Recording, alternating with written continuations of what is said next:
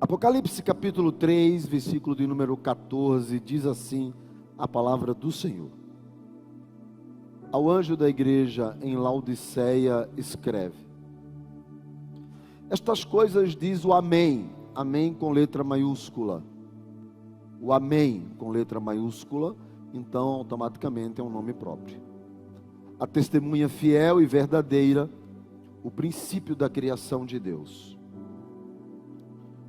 Conheço as tuas obras, que nem és frio nem quente. Quem dera fosses frio ou quente. Assim, porque és morno e nem és quente nem frio, estou a ponto de vomitar-te da minha boca. Pois dizes: estou rico e abastado e não preciso de coisa alguma, e nem sabes que tu és infeliz, sim, miserável, pobre, cego e nu. Aconselho-te que de mim compres ouro refinado pelo fogo, para te enriqueceres, vestiduras brancas para te vestires, a fim de que não seja manifesta a vergonha da tua nudez, e colírio para ungires os olhos, a fim de que vejas. Eu repreendo e disciplino a quantos amo. Sê, pois, zeloso e arrepende-te. Eis que estou à porta e bato. E se alguém ouvir a minha voz e abrir a porta, entrarei em sua casa e cearei com ele, e ele comigo. Ao vencedor, dar-lhe-ei sentar-se comigo no meu trono, assim como também eu venci e me sentei com meu Pai no seu trono. Quem tem ouvidos, ouça o que o Espírito diz às igrejas. Essa é a última carta das 7 cartas que Jesus escreveu às igrejas na região da Ásia. Essa carta, já fazem mais de 60 ou 70 anos que Jesus, entre 60 e 65, que Jesus havia sido assunto aos céus. Havia morrido, ressuscitado, e logo depois, os dias que ele passa aqui na terra, a partir dali, ele determina, diz aos discípulos que eles precisam ficar em Jerusalém, até que do alto eles fossem revestidos. E Jesus está falando do que nós chamamos do dia de Pentecostes, e naquele dia, a igreja, de forma oficial, ela dar-se a conhecer ao mundo.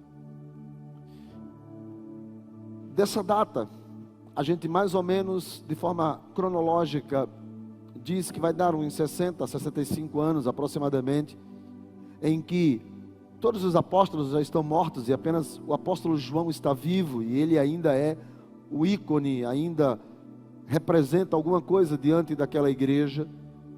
A igreja não está mais situada em alguns lugares, porque ela está espalhada, porque a Bíblia vai dizer no livro de Atos que Paulo se torna o fundador de igrejas no mundo gentílico, ou seja, no mundo que não era judeu.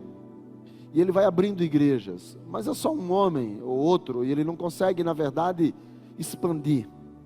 Então, por volta do ano 70, aproximadamente, quando eu falo ano 70, você faz a conta de Cristo com 33, então nós estamos falando aí, faz uma conta, Jesus 30, 70, nós estamos falando aí de mais ou menos uns 40 anos.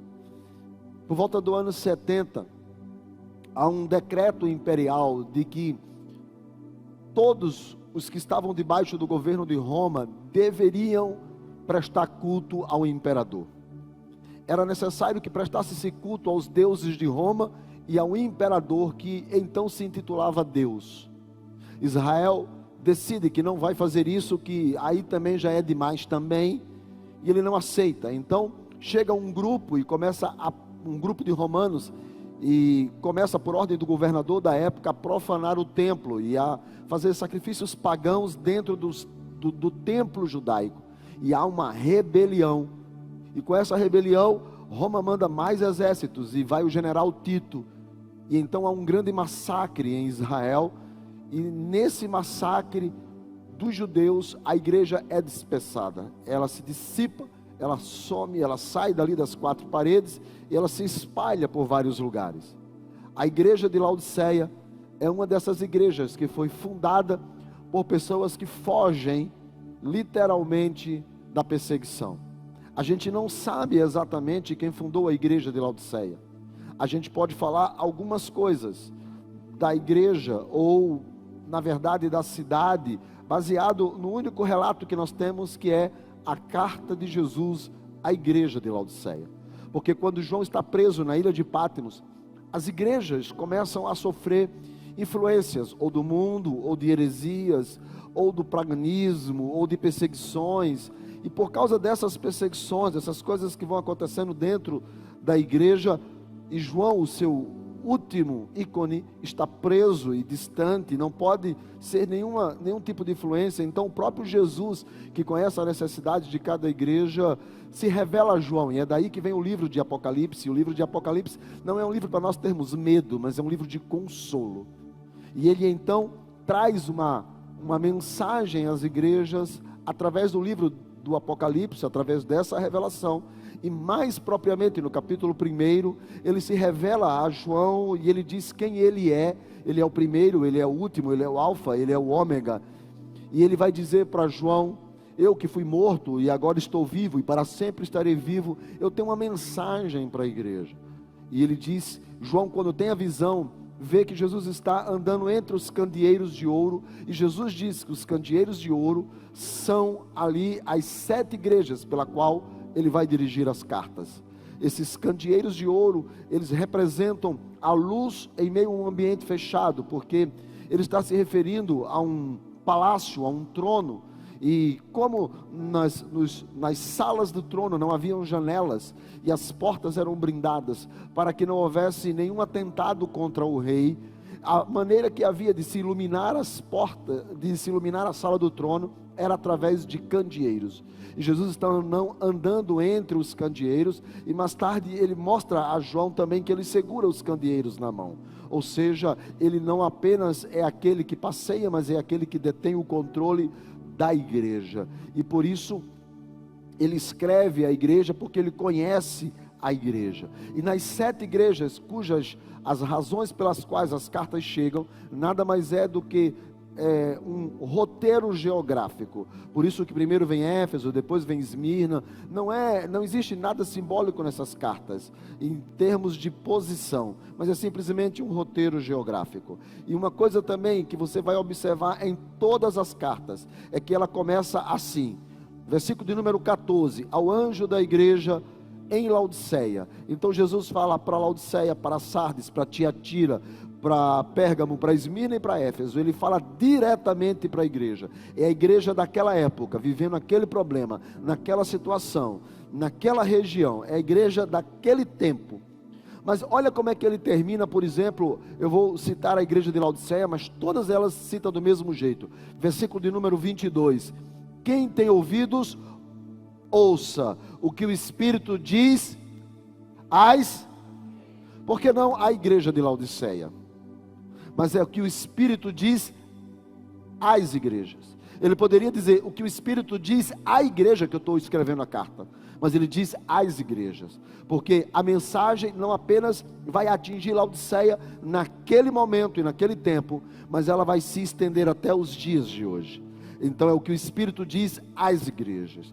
As 7 cartas, todas elas têm, vamos dizer, um pedido de Jesus. Jesus está dizendo alguma coisa, e eu posso dizer que nessas 7 cartas que nós ministramos, todas elas têm alguma coisa a ver comigo e tem alguma coisa a ver com você. Na igreja de Éfeso, Jesus pede que eles voltem ao primeiro amor. Era uma igreja voluntária, disposta, fazia tudo, trabalhando, atuando. Era uma igreja perfeita no seu exercício do voluntariado, mas faltava a paixão do começo.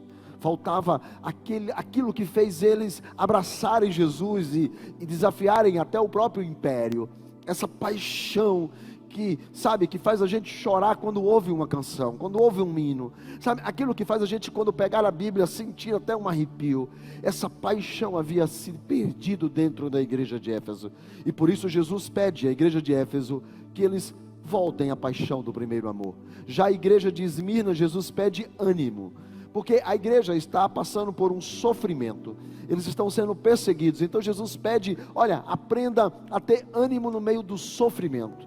A igreja de Pérgamo, Jesus percebe que a igreja está instalada onde há o trono de Satanás do lado de fora.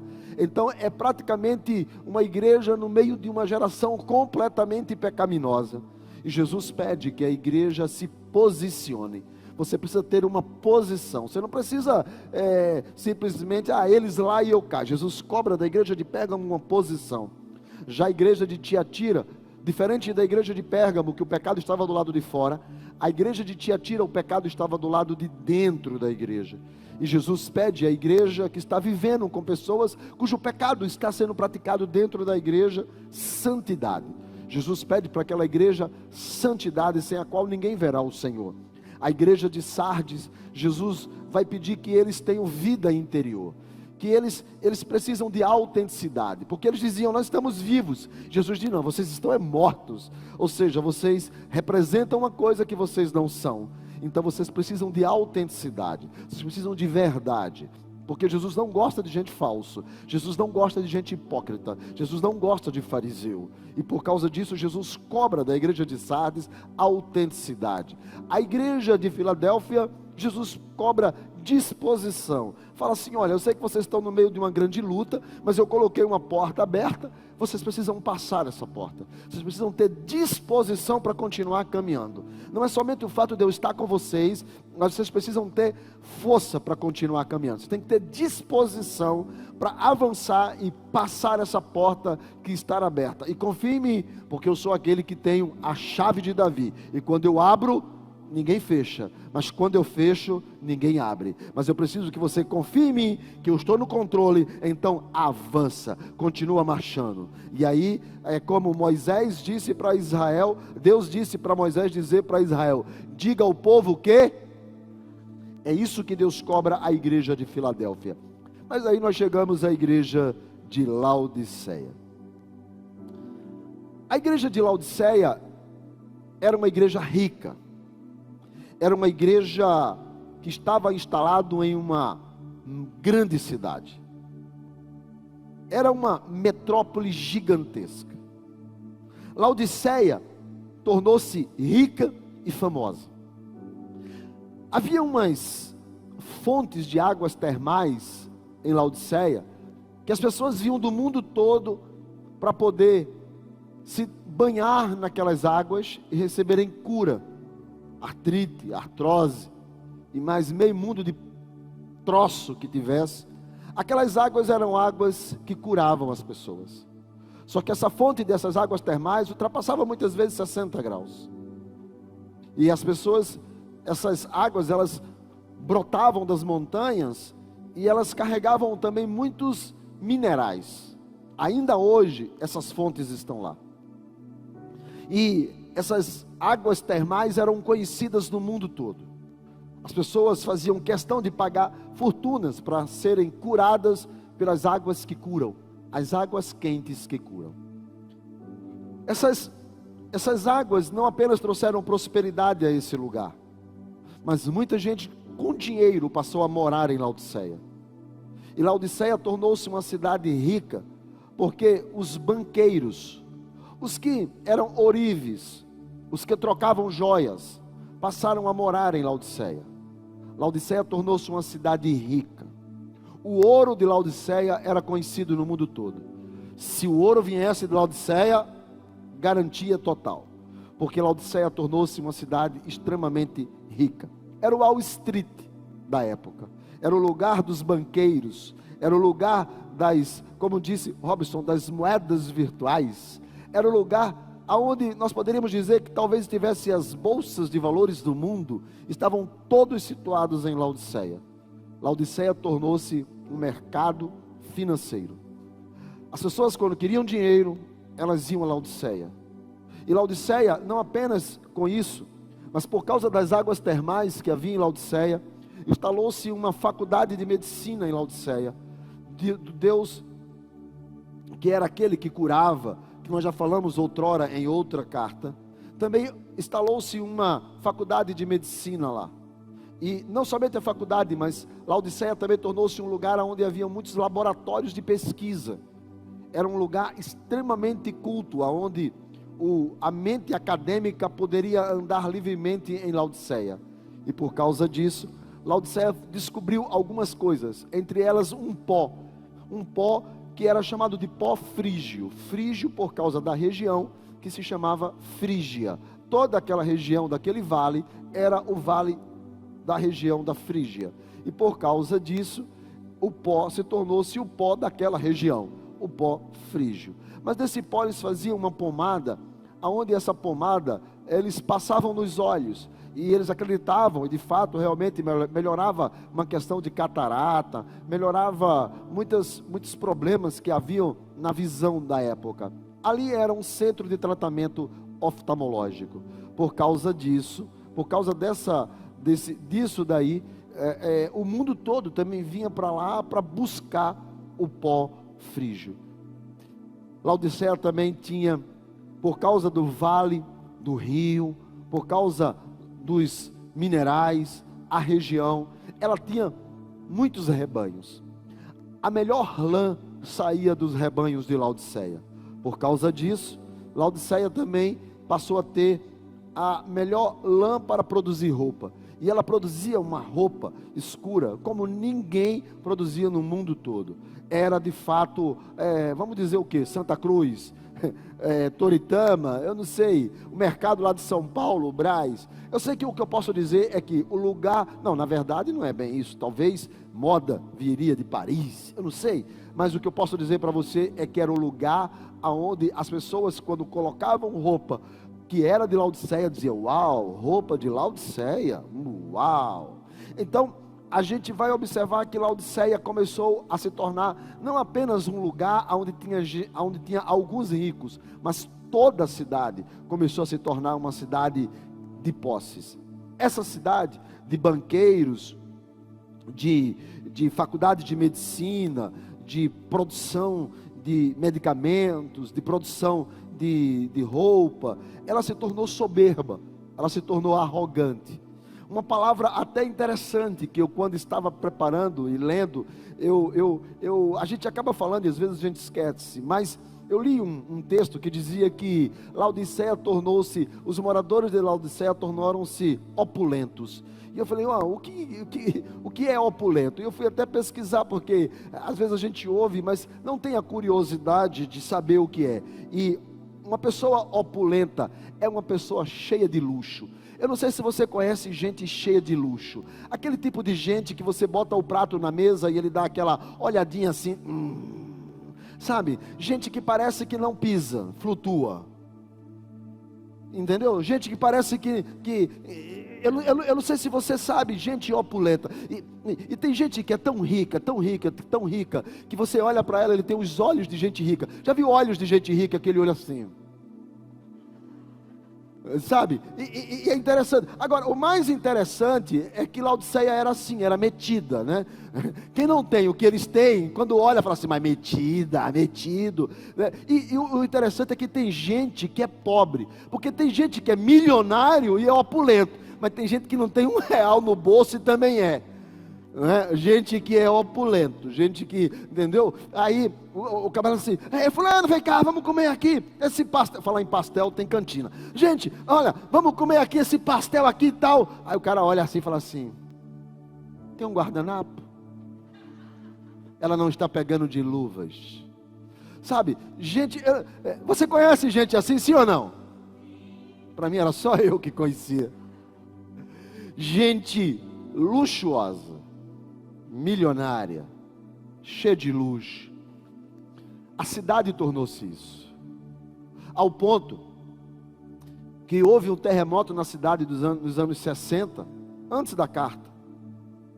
Assim como houve também em outras cidades que precisaram que Roma construísse. Laodiceia disse: nós não precisamos do dinheiro de Roma, nós mesmos vamos construir com o nosso próprio dinheiro. porque eles eram metidos. E essas pessoas se converteram e foram para dentro da igreja. Deixa eu contar uma coisa para você. A igreja é um extrato social do lugar que ela habita, que ela está. Não fique pensando que quando alguém aceita Jesus, ela perde as características da sua personalidade. Não, ela continua sendo quem ela é. E ela passa a conviver conosco dentro da igreja. As pessoas acham que porque você é crente, você tem parece que você, quando aceita Jesus, te dão uma cartilha, diz assim, ó, a partir de hoje é assim que você tem que se comportar. Não funciona assim.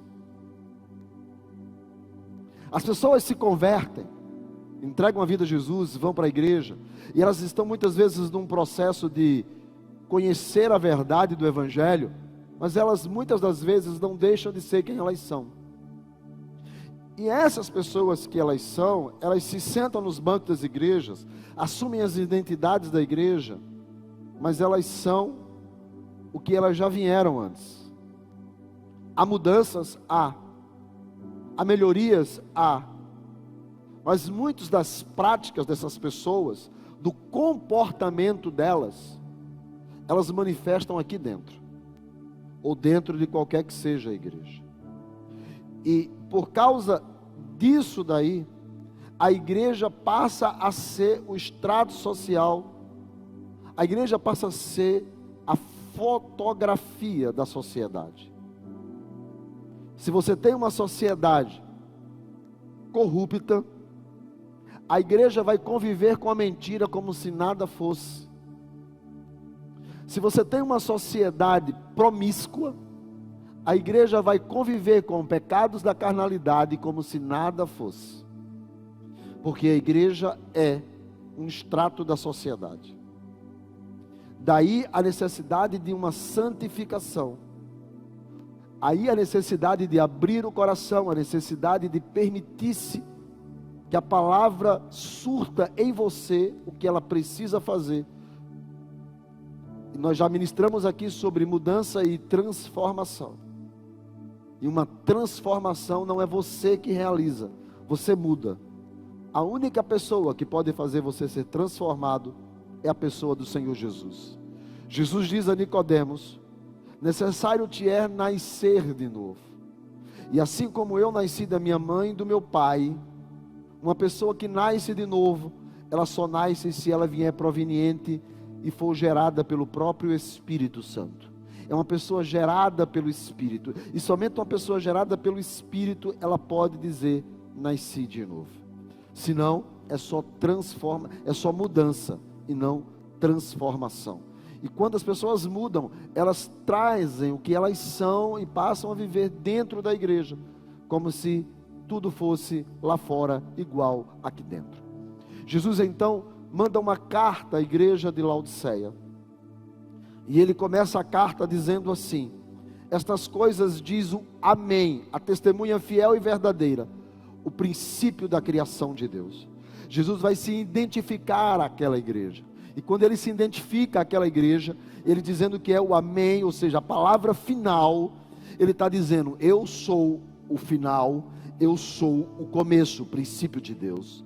Então deixa eu dizer uma coisa a vocês, crentes de Laodiceia: vocês se acham, vocês pensam, vocês até acreditam que são a bala que matou Kennedy, vocês acreditam que são o supimpa dessa sociedade, mas deixa eu dizer uma coisa para vocês: vocês não conhecem quem eu sou, porque eu sou muito mais do que vocês. Eu sou o começo e o fim. Vocês vão desaparecer no processo, enquanto eu não. Eu continuo vivo e vivo para todos sempre. Eu sou o começo e eu sou o fim. Eu sou o princípio de Deus e eu sou o Amém. Enquanto eu não colocar um ponto final, a história não acaba. Enquanto eu não encerrar o enredo, a história não encerra. Deixa eu explicar para vocês: eu sou a origem de tudo, mas eu também sou o fim de todas as coisas. É de mim que vocês precisam depender. Jesus vai se apresentar desta forma para a igreja.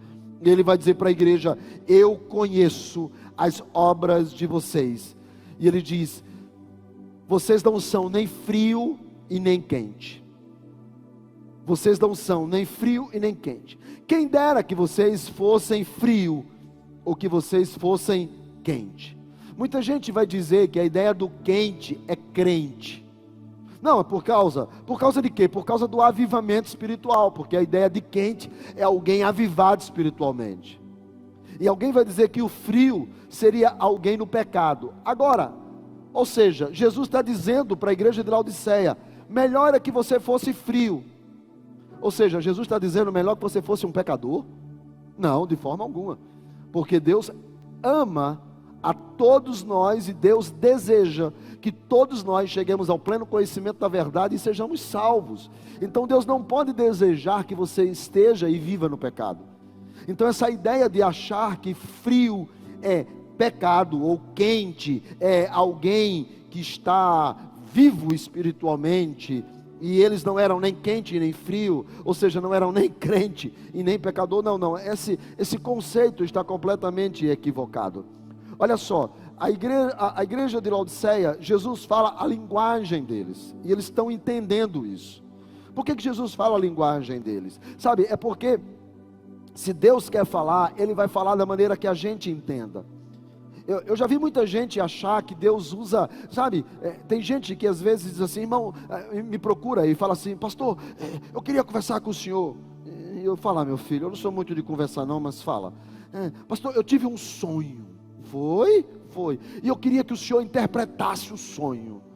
Eu normalmente digo, meu filho, eu não interpreto o sonho, não leio cartas de tarô, não jogo búzios, não leio cartas.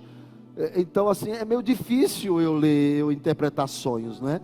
Porque não dá. Então, as pessoas, não pastor, é porque, sabe, Deus falou e eu não estou entendendo. Eu falei, irmão, então Deus não falou, porque Deus não fala para deixar você confuso.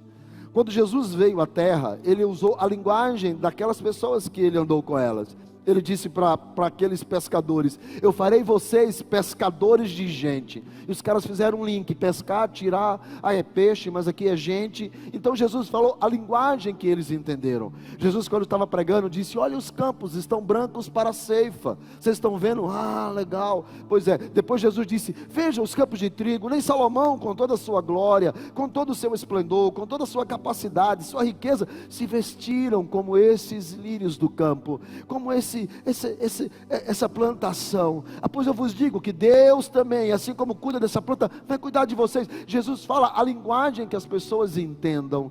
Todas as vezes que Deus falar, Ele fala de maneira que você entenda. Deus não fala de maneira que você não compreenda. Sabe, essa coisa de, olha, eu estou falando isso, mas é uma parte você vai entender, a outra parte não, porque é mistério.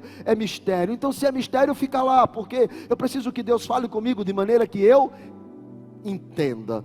E a gente precisa ler a palavra de maneira que ela fale conosco, de maneira que a gente entenda. Às vezes algumas pessoas chegam para mim e falam assim, pastor, mas é porque eu leio a Bíblia e eu não entendo o que está na Bíblia. Eu vou perguntar, você lê alguma coisa? E ele fala assim, não, você tem o hábito de ler, você lê outros livros fora a Bíblia que você quer ler ou pretende ler? Não, pastor, eu não tenho muito hábito de ler. Então o problema não está na Bíblia, está na sua capacidade de entendimento. Porque Deus, quando fala para que a gente compreenda o que Ele está falando. Então te aconselho a pegar uma Bíblia viva, uma Bíblia na linguagem de hoje, que ela vai fazer com que você entenda o que está escrito. Mas Deus de forma alguma, jamais colocou alguma coisa nas Escrituras, ou falou de alguma maneira que a gente não entenda.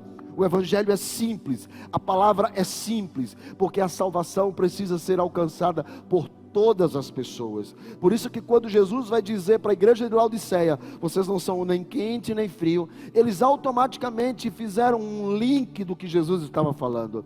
As águas termais de Laodiceia ficavam aqui em cima, e as águas termais provocavam cura nas pessoas. Elas tinham uma finalidade, curar. As pessoas iam para lá para serem curadas, mas essas águas desciam por um arqueduto e chegavam aqui embaixo. Elas então eram resfriadas, para que elas se tornassem potáveis para beber. Os minerais, eles decantavam e a água ficava fria. Quando era que eles sabiam que a água poderia ser bebida? A nossa tradução diz frio, mas a palavra mesmo fala gelada. E quando ela ficava gelada, quando ela ficava extremamente fria, então eles poderiam pegar aquela água para beber. Se eles bebessem aquela água, quando a água estava morna, eles tinham ânsia de vômito e eles botavam para fora tudo. O que Jesus está dizendo sobre quente e sobre frio é que eles não estão cumprindo o propósito pela qual eles foram chamados. Aqui, quente, propósito é cura; frio, o propósito é saciar a sede.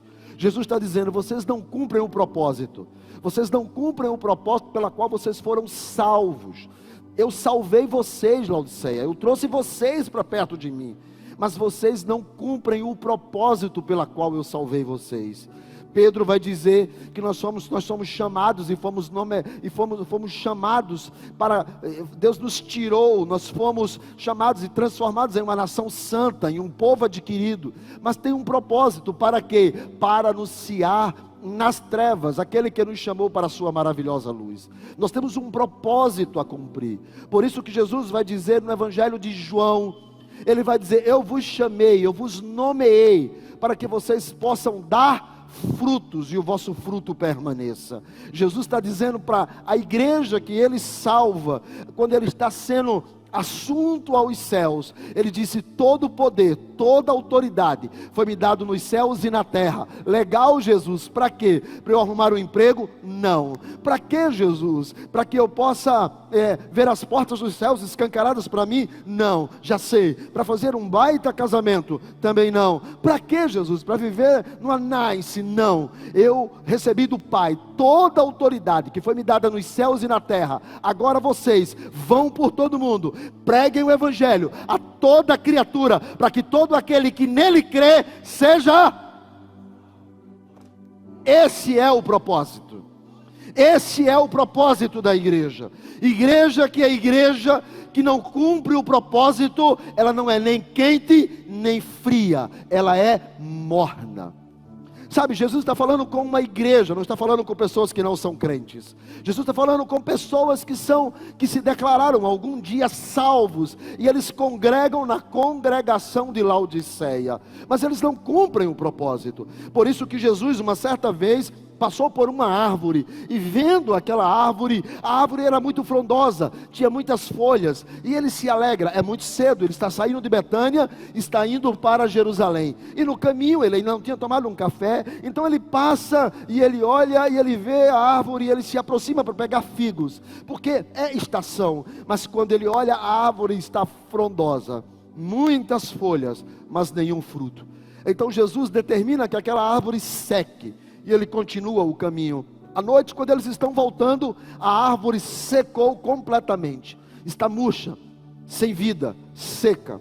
Os discípulos estão assustados e olham para Jesus, e Jesus então explica para eles que todos nós nascemos para um propósito, e quando Ele nos salva para um propósito. Ele não nos chama para fazer parte de uma multidão que não sabe por que estar aqui, mas Ele salva cada um de nós, porque Ele tem um propósito na nossa vida. A nossa vida, ela é regada por um propósito. Por isso que está escrito que Paulo escreve para Timóteo, dizendo a ele: Timóteo, você tem que pregar esta palavra no tempo e fora do tempo. Ou seja, você tem que falar de Jesus quando você está afim e quando você não está afim, porque Deus te salvou para te usar como boca de Deus nessa terra. Há um propósito de Deus na sua vida, há um propósito. Ele foi à sua casa porque há um propósito de Deus. Ele te salvou porque há um propósito dele para você. E quando nós perdemos esse propósito,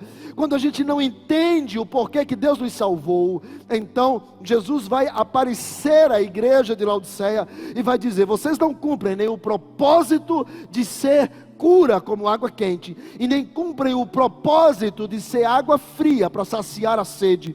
Vocês estão no meio do caminho, vocês estão mornos. O que é crentes mornos? São crentes que só têm nome de crente. Sabe, eu conheço pessoas que têm nome de crente, e o interessante é que se veste como crente, o interessante é que fala como crente, fala varão, diz benção, e fala como crente, se comporta como crente, se veste como crente. Sabe, outro dia desse, eu saí com alguns amigos e nós estávamos em um almoço, e no almoço chegou o cardápio, e alguém disse: nossa, faz muito tempo que eu não como uma galinha cabidela. E eu vi que o irmão, e eu olhei, e eu fiquei, falei, você come, pastor? Eu falei, não, minha religião não permite. Eu vim de um lugar que botou esse negócio na minha cabeça, e disseram que eu não posso comer galinha cabidela, e se eu comer eu vou sentir que eu estou pecando, então é melhor não comer, deixa quieto. Falei, mas e eu posso comer? Eu falei, pode, irmão, lá na Canaã tudo é permitido, só não pode pecar, porque a única coisa que coloca o homem no inferno e não permite que ele vá para o céu é pecado não pode, mas isso daí, a galinha cabidela pode. Aí ele falou, pode, está onde? Está escrito em São Ezequias 4:8, pode comer. Aí tá bom, pastor, tá certo. Aí o outro olhou, pastor, o senhor permite isso? Eu falei, irmão, qual o problema? Ele falou, não, porque não pode. Eu falei, não pode? Não. Não pode não, pastor, não pode e tal. Eu falei, o irmão faz parte de qual igreja? Ele falou, no atual momento eu estou sem nenhuma. Sabe, pessoas que estão sem igreja, mas não perderam o padrão. Igrejas católicas, eu não sei se você sabe, tem muita gente que você pergunta, você é de qual religião? E ele fala, eu sou católico apostólico romano. Aí ele fala assim, muito bem, beleza, você faz parte em qual paróquia? Não, faz muito tempo que eu não vou. Como é o nome lá do padre? Não sei. Você faz parte de alguma igreja? Não. Aí a própria igreja católica chama essas pessoas de católicos nominais, porque eles têm nome, mas não são. A igreja evangélica brasileira está começando a viver um período de evangélicos nominais, de crentes anêmicos, de pessoas que estão vivendo um cristianismo de regras. Por isso que na igreja de Éfeso havia problemas, na igreja de Pérgamo, o trono de Satanás, na igreja de Tiatira, heresias de Jezabel. Mas na igreja de Laodiceia, o diabo não precisava trabalhar, os próprios crentes já estavam mornos, haviam perdido o propósito, porque é isso que o diabo tenta fazer com as pessoas, é tirar o fervor espiritual, a paixão espiritual, o desejo de céu, a convicção de vida eterna, o sentido das coisas. Quando que um crente fica morno? Quando o pecado já não incomoda mais. Eu não faço, mas se ele quiser fazer, pode fazer, esse é o problema dele. O pecado já não incomoda mais. A pessoa, ela tem compromisso com tudo, menos com o reino. Alguns até vão achar que o compromisso com o reino muitas vezes alguns irmãos que eu encontro. Meu querido, tudo bem? Tudo bem, pastor? Você, a paz, pastor. Amém, meu filho? Você é de onde? Sou lá da sua igreja. Eu estou até precisando ir lá. Eu já estou há 4 meses com meu dízimo em casa e não levei ainda. O irmão faz 4 meses que não vai para a igreja. Pastor, é tanta coisa. Mas eu estou guardando meu dízimo. Porque para ele o mais importante é trazer o dízimo do que estar envolvido com o corpo de Cristo. Para ele é mais importante ele cumprir a regra do que necessariamente ele está recebendo da parte de Deus algo que Deus tem para falar para ele em cada culto, sendo alimentado pela palavra. Eu até depois de uns 2 ou 3 irmãos desse, eu até vou falar com a tesoureira da igreja para ela criar o disque dízimo. O cara não precisa nem vir, ele só liga. Porque tem gente que acha que se cumprir essas regrinhas, ok, beleza, estou salvo. E não é assim. Não é assim que funciona. Então, pastor, quando é que eu sei que eu estou morno? Quando o meu compromisso com as vidas, as pessoas estão morrendo espiritualmente, mas isso não me incomoda mais. Tem crente que você sabe que vai para o inferno, mas esse é o problema dele. Quando isso já não me incomoda mais. Quando eu não cumpro mais o meu propósito. Quando eu não sou nem quente e nem frio. Eu nem sacio a sede e eu nem curo com as águas termais. Eu estou simplesmente morno. O morno é aquele camarada que a música já não toca mais. Aquele louvor já não lhe emociona.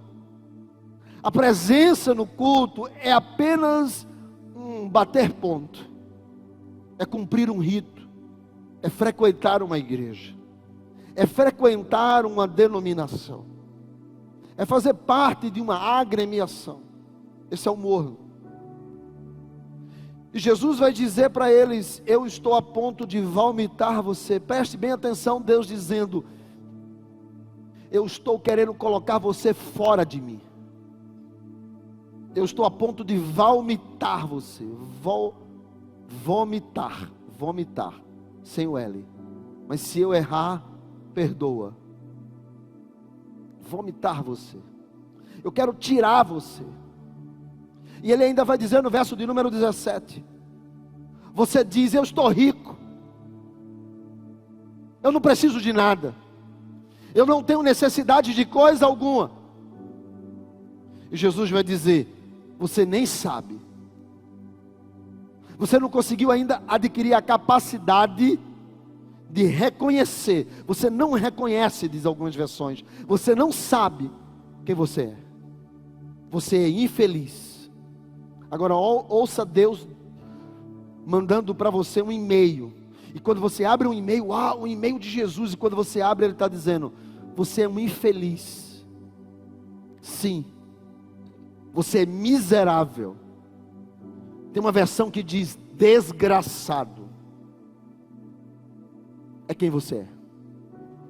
Você é pobre. Não fica achando que você é. Você é pobre. Está achando que você me compra? Você é cego. Você não consegue enxergar o propósito que eu coloquei na sua vida. Você está nu. Ou seja, você não pode se achar, porque você é miserável. Miserável. Jesus vai dizer para eles: eu te aconselho que você compre de mim. Ele vai usar a linguagem de comprar, porque é uma linguagem que eles entendem. O verso de número 18. Mas Jesus diz: eu sou a resposta. É de mim que você tem que ter a resposta. Eu sou a única resposta para a sua vida. Só que Jesus vai dizer para eles: eu te aconselho. Não é um decreto. Não é ou faz ou morre. Não. Isso é coisa de religião. Jesus diz: eu te aconselho. Eu quero te dar um conselho. Você ouve se quiser. Você faz se quiser o que eu vou te dizer. A decisão é sua, porque a escolha é sua, porque a colheita é sua, porque a semeadura é sua. Então eu te aconselho, porque as consequências são suas. A vida que você está vivendo não é culpa minha. A vida que você está vivendo, a culpa é sua. Então eu te aconselho que você, de mim, adquira ouro fino, que quer dizer fé. Eu não vou entrar nesse assunto, é um outro momento. Vestiduras, que quer dizer santidade. Colírio para os olhos, que quer dizer palavra e Espírito Santo. Eu te aconselho que você busque a palavra. Eu te aconselho que você busque o Espírito. Eu te aconselho que você cresça na fé. Eu te aconselho que você se santifique. Esse é o meu conselho para você. E Jesus vai dizer uma coisa. Porque eu disse para vocês que as 7 cartas obedecem um padrão. Eu disse isso no início. Porque quando eu li as 7 cartas, eu encontrei esse padrão nas 7 cartas. Jesus, ele elogia ou corrige, aconselha, adverte, censura. Em 4 cartas eu encontrei elogio e censura. Em 2 cartas eu encontrei só elogio. Em uma carta eu só encontrei pauleira, que foi a carta de Laodiceia. Logo no início, há 9 domingos atrás, eu tinha certeza o porquê que Jesus bateu pesado na igreja de Laodiceia. Porque enquanto as outras, elas se rebelavam com suas heresias, a igreja de Laodiceia se comportava como crente, ainda que estava morna.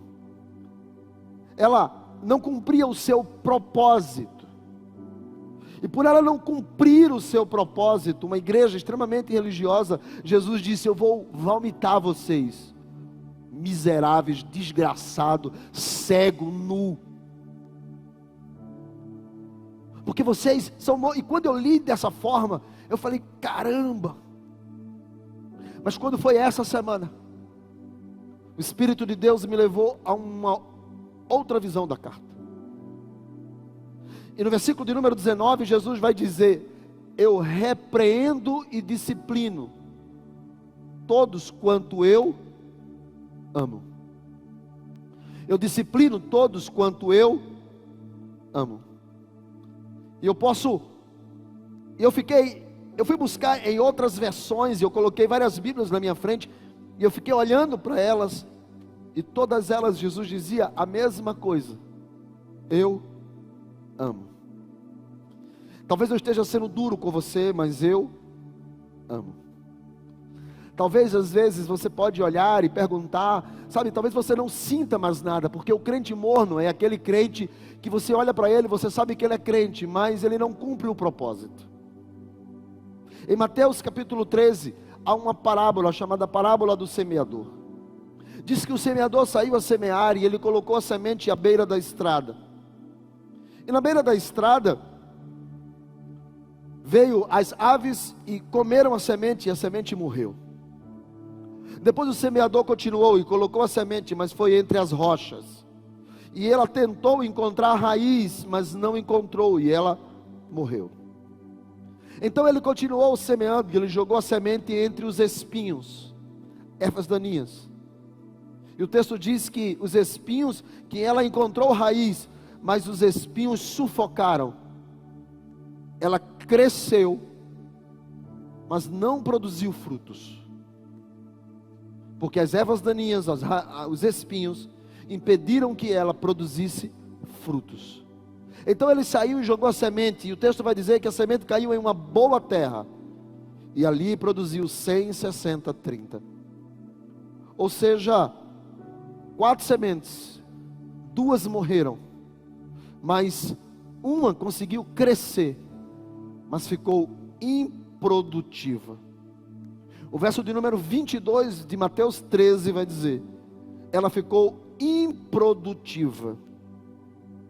E quando os discípulos perguntam a Jesus, Jesus vai explicar, e Jesus então apenas faz menção do benefício da terra que produziu. E comparou a Pedro, que havia feito uma pergunta: e quanto a nós? Ele vai dizer também produtiva.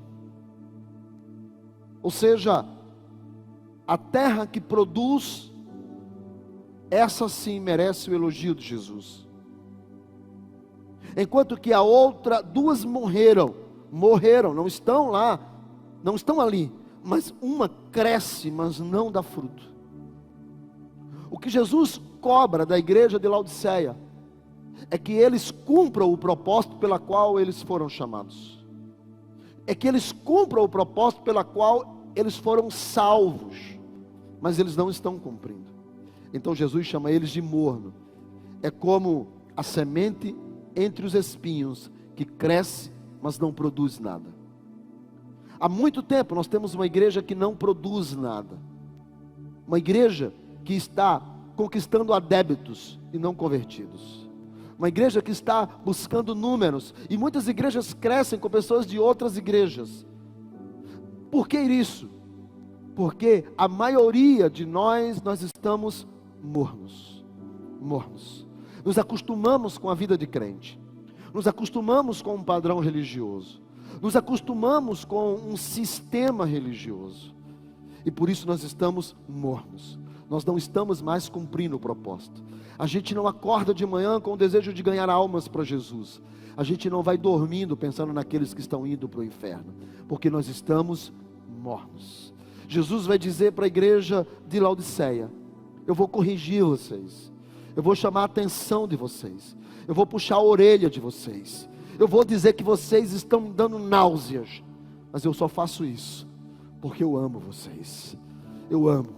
Eu não morri na cruz do meio porque eu simplesmente estava fazendo um filme, ou uma figuração, ou querendo chamar a atenção. Eu morri na cruz do meio, porque assim como Deus amou o mundo de uma tal maneira, que deu o seu Filho unigênito, para que todo aquele que nele crê, não pereça, mas tenha vida eterna. A história de Jesus é uma história de amor por nós. Ele ama você, mas Ele ama você do jeito que você é. Ele ama você mesmo morno. Ele ama você, seja como você for. Sabe, as pessoas não estão mais tão apaixonadas pela igreja. Elas não estão mais apaixonadas pela Bíblia. Elas não estão mais apaixonadas pela fé. Elas não estão mais apaixonadas pela vida que o Senhor promete de levá-las para o céu. Elas estão simplesmente vivendo as suas vidas de formas mornas. Você encontra com elas no meio da rua: paz do Senhor, a paz do Senhor. Você encontra com elas: oh querido, ora por mim, e ela vai responder simplesmente como responde a um: tá tudo bem, ok, pode deixar, eu vou orar. Mas o fato é que as pessoas estão ficando mornas em meio a uma sociedade morna, que não se decide, que não se define, e esse estrato social está vindo também para dentro da igreja. As pessoas estão mornas, as pessoas não têm mais paixão, as pessoas não estão mais avivadas, as pessoas não estão mais apaixonadas, elas não estão mais querendo mais de Deus todos os dias, sabe, elas não estão contando os dias para chegar o dia de domingo, elas não estão mais contando os dias para chegar aquele momento de ir para a presença de Deus. Não existe mais o quarto de guerra em casa, não existe mais aquele tempo com a família na mesa lendo a Bíblia. Essas coisas não fazem mais parte. Nós estamos mais vivendo um padrão religioso, um padrão morno, do que necessariamente cumprindo o propósito. Mas só que Jesus decide trazer uma palavra para a igreja de Laodiceia. Ele diz: olha, eu preciso antes de tudo dizer para vocês que eu estou batendo de frente com vocês, que eu estou dizendo que vocês estão mornos, porque eu amo vocês. Você não tem noção como eu amo você, você não sabe o quanto que eu amo você. Sabe, eu tenho dois filhos, eu tenho o Jonatas e o Gabriel. São dois meninos de Deus. Mas outro dia desse, eu estava no quarto, e a pastora entrou, e eu estava orando, e eu estava chorando, e ela falou: por que você está chorando? E eu falei: eu estou com medo. Mas medo de quê? Eu estou com medo porque eu amo tanto meus dois filhos, mas tanto, que eu tenho medo que algum deles se perca, de tanto que eu os amo. E eu estava chorando ali em oração, e pedindo isso para Deus: Deus, não permita que meus filhos jamais te deixem, que eles se afastem de ti.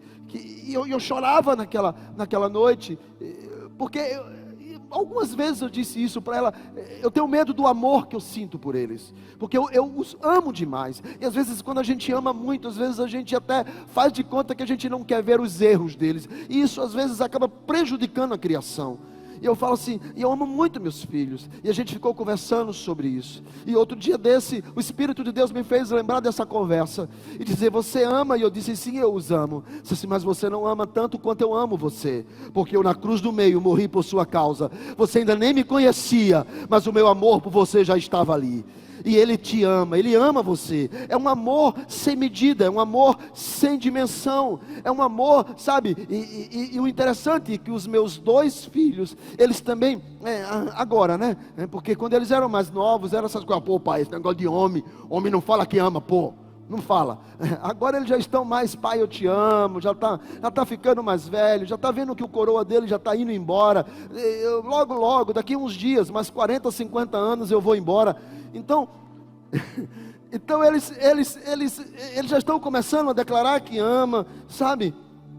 Mas imagine o Deus que ama você, o Deus que te ama, mas você acha que isso está simplesmente numa conta que você não tem muito acesso.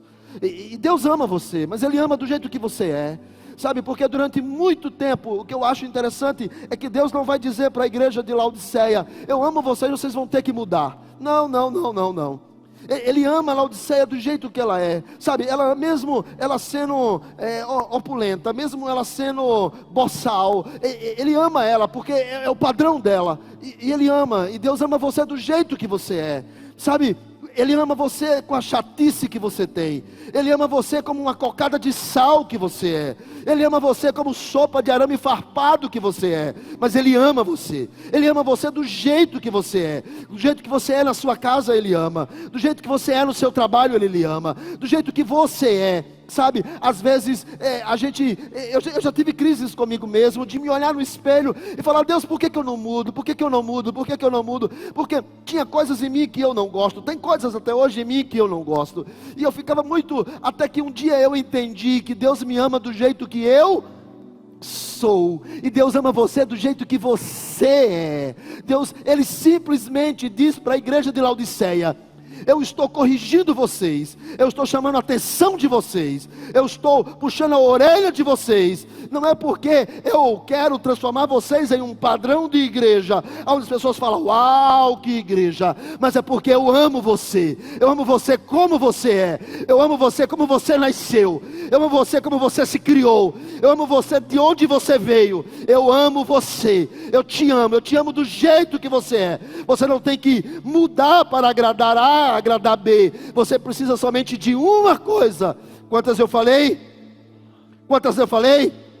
Que é o versículo de número 20. Por que Laodiceia tornou-se morna? Por que Laodiceia tornou-se morna? Laodiceia tornou-se morna por causa do versículo de número 20. O texto diz assim: eis que eu estou à porta e bato. Se você ouvir a minha voz e abrir a porta, eu entro. Jesus estava onde? Do lado de fora. Eles se tornaram mornos porque eles deixaram Jesus do lado de fora das suas vidas. Jesus não fazia mais parte do casamento deles. Jesus não fazia mais parte do dia a dia deles. Jesus não fazia mais parte do trabalho deles. Jesus não fazia mais parte das amizades deles. Jesus não fazia mais parte das decisões deles. Estavam do lado de fora. Jesus era só aquele momento e pronto. Faltava intimidade, faltava relacionamento. Jesus não estava mais nas músicas que ele ouvia dentro do carro. Jesus não estava mais nas músicas que ele ouvia dentro de casa. Jesus não estava mais na leitura que ele fazia das coisas. Jesus não estava mais nas reuniões que ele participava. Jesus estava do lado de fora. E quando Jesus está do lado de fora, a gente perde o propósito. Porque a gente não sabe o porquê que nós estamos aqui. Porque Jesus está do lado de fora.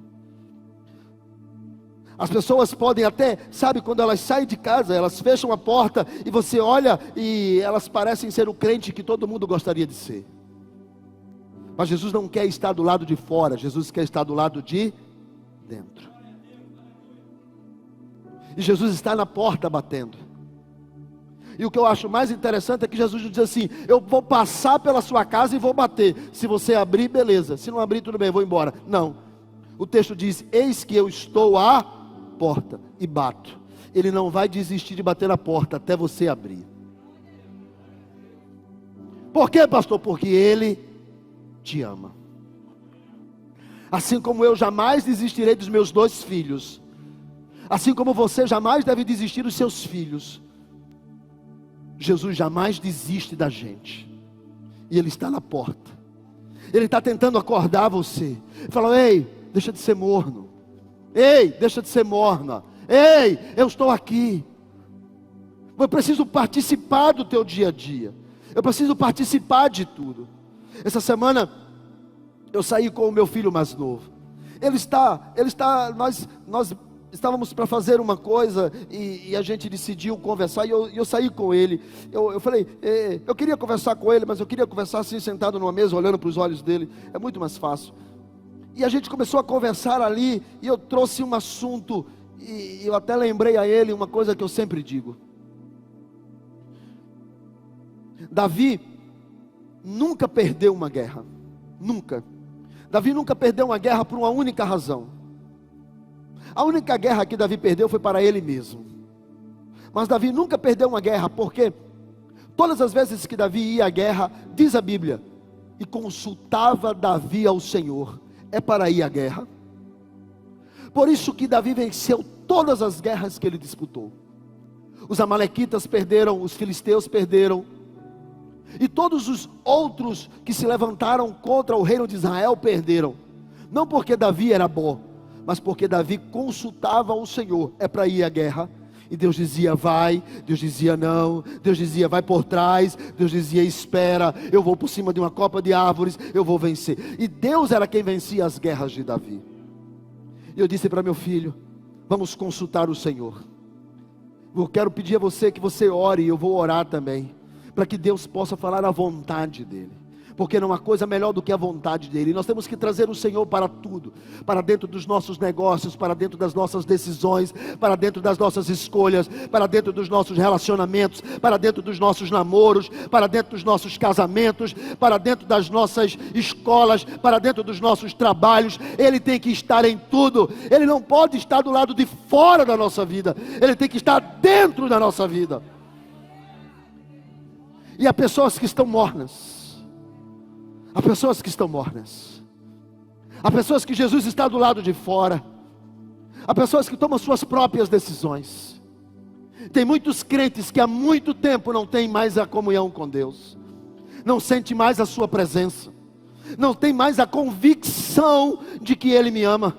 Não tem mais a certeza de que a minha relação com Ele não é uma relação religiosa, mas é uma relação de intimidade. Porque Ele está comigo, Ele está dentro, Ele está habitando em mim. E eu não vou ser vomitado por Ele, porque eu estou morno. Eu não vou ser vomitado por Ele, porque eu não estou cumprindo o meu propósito. Ele me ama.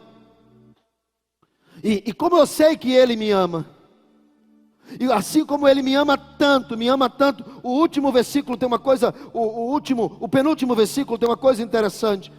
Diz assim: ao vencedor dar-lhe-ei que sente-se comigo no meu trono, assim como eu venci e me sentei no trono do meu Pai. Das 7 cartas, todas elas têm promessas maravilhosas. Todas têm promessas extraordinárias ao vencedor. Mas a igreja de Laodiceia, a igreja que não sentia mais a presença de Jesus, a igreja que ia para o culto simplesmente porque tinha que ir, a igreja que não tinha mais a paixão de cumprir o propósito, a igreja que não chorava mais, a igreja que não sentia mais a presença dele, estava morna, estava sem entender o seu propósito.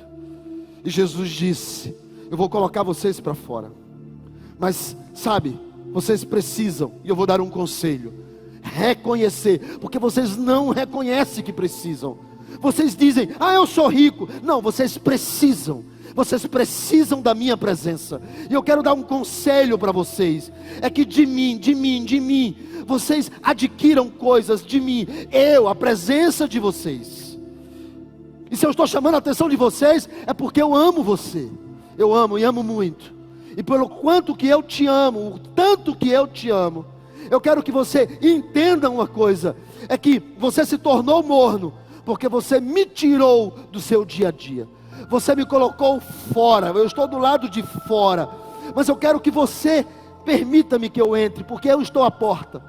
Só que Jesus não está falando isso para pessoas que não são crentes.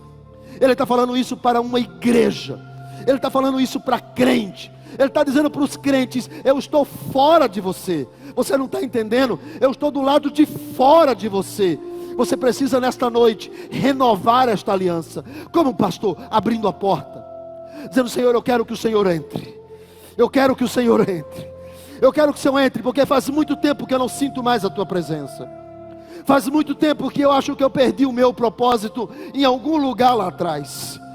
Faz muito tempo, Senhor, que eu sou simplesmente crente, nada mais do que isso.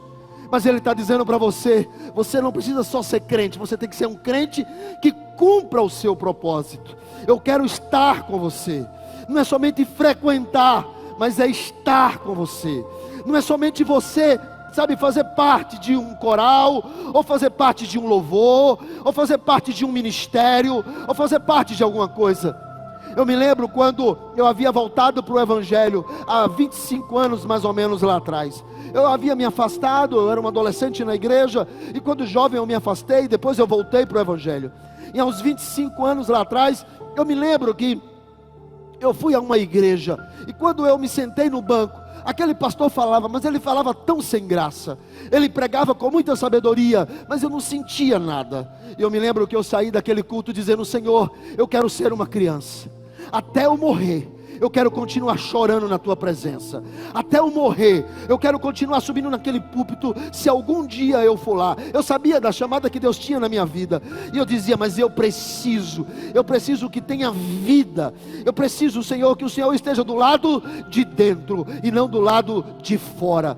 As pessoas estão andando com Jesus do lado de fora, mas Jesus está na porta, batendo, dizendo: deixa-me entrar. Eu quero que você sinta a minha presença. Eu quero cear com você. Agora preste atenção no texto. Ele diz: eu quero cear com você. Cear na Bíblia sempre vai ser significado de prazer, sempre será significado de satisfação. Comer na Bíblia não tem coisa melhor. Por isso que crente gosta tanto de comer, porque comer é uma satisfação, é um prazer. Por isso que Jesus vai dizer: quando nós chegarmos lá, vai haver um banquete e você vai comer comigo. Sabe, a promessa de vida eterna tem banquete lá no céu. Porque comer é sinônimo de alegria, satisfação e prazer. E o texto diz: eu entrarei na sua casa, eu entrarei em você, e eu terei prazer com você. Mas não somente eu prazer com você, você também ceará comigo. Você também terá prazer na minha presença. Prazer na presença dele, alegria na presença dele, a presença dele. A Bíblia vai dizer no livro de Jó: até a tristeza salta de alegria. Prazer na presença dele. Sabe, as pessoas estão precisando disso. As pessoas estão precisando de um fogo interior que queime, de uma alegria que contagie, de uma presença que nos encha. Nós não podemos continuar sendo crentes mornos, que não cumprem o propósito. Nós não podemos continuar sendo crentes ouvindo de Jesus: você está triste, você está triste, você é miserável, você é cego, você é nu. Mas Jesus vai dizer: eu estou chamando a tua atenção, simplesmente porque eu te amo. E se você quiser nesta noite, você abre a porta do seu coração, e eu entro, e eu entro. E Ele vai dizer, e sabe qual vai ser o resultado disso? O meu Pai, quando eu morri na cruz e cumpri o meu propósito, Ele fez com que eu me sentasse no trono dele. E eu, quando entrei nos céus, eu me sentei no trono do governo soberano de Deus. Por isso que o mundo, os céus e a terra, e tudo debaixo da terra, se dobra diante da minha presença, porque eu estou no trono do meu Pai. Eu assumi o meu papel real de Deus. Mas se você abrir o coração e eu entrar, eu vou te fazer uma promessa. Sabe esse trono? Eu boto você sentado comigo nele. A única coisa que eu quero não é que você ate bombas no seu corpo e se exploda. A única coisa que eu quero é que você deixe eu entrar no seu coração esta noite. E Ele não está falando isso para pessoas que não o conhecem. Ele está falando para pessoas que Ele conhece. Fique de pé. Ele começa dizendo: Laodiceia, eu conheço, eu te conheço. E ele termina dizendo: eu estou à tua porta batendo. Abre a porta. Abre a porta, Laodiceia. Abre a porta, abre a porta. Abre a porta. Abre a porta, porque eu te amo. Permita que eu entre. Sinta-se, sinta-se, sinta o desejo da minha presença. Você precisa ser renovado. Renovado. Você precisa ser renovado. Sinta, Laodiceia.